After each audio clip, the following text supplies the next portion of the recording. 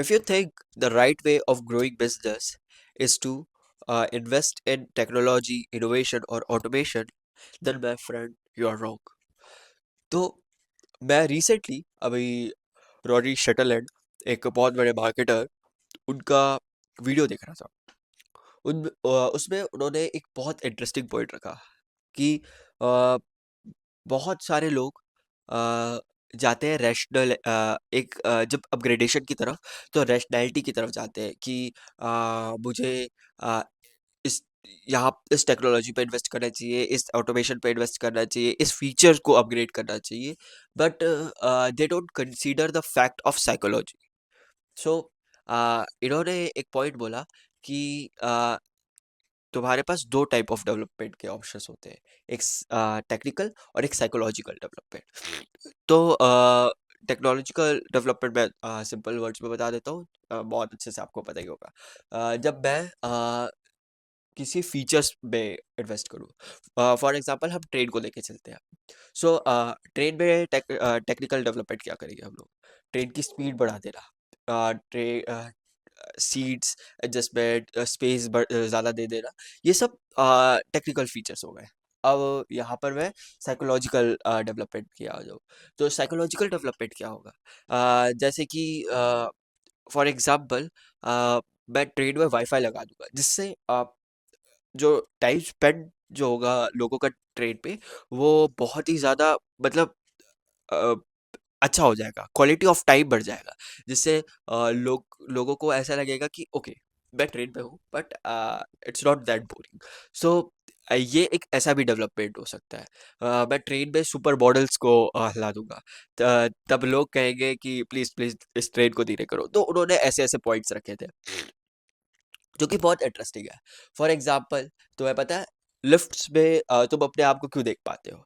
क्योंकि उससे time spend जो होता है लिफ्ट में, वो ऐसा होता है कि तुम अपने आप को देख रहे हो, तुम अपने आप को चेकआउट कर रहे हो, तो तुम साइकोलॉजिकली अपना दिमाग कहीं और लगा चुके हो।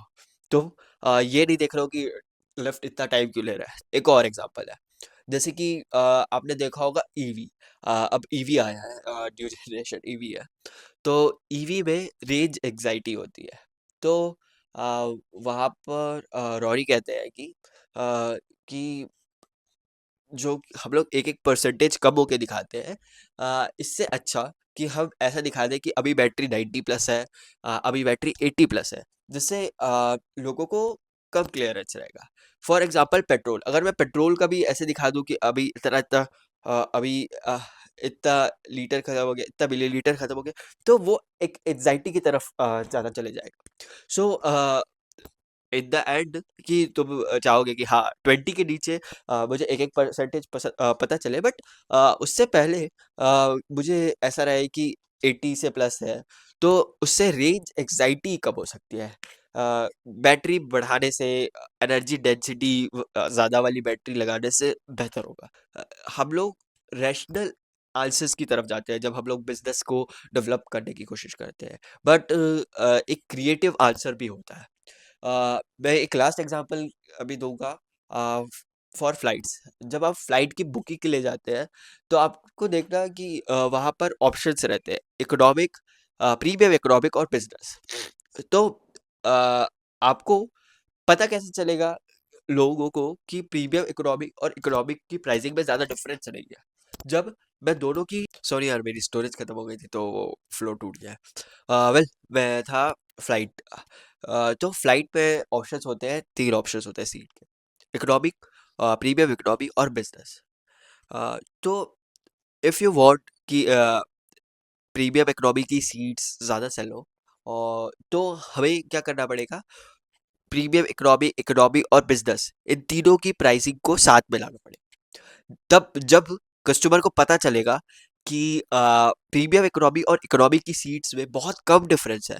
फॉर एग्जांपल, अगर 200 या 300 का ही डिफरेंस हुआ, जब हम कुछ बड़ा परचेज करने जाए, समझ लो 2000 की टिकट है इकोनॉमी की, और प्रीमियम इकोनॉमी की 2200 की है, और बिजनेस की है 4000 5000 की।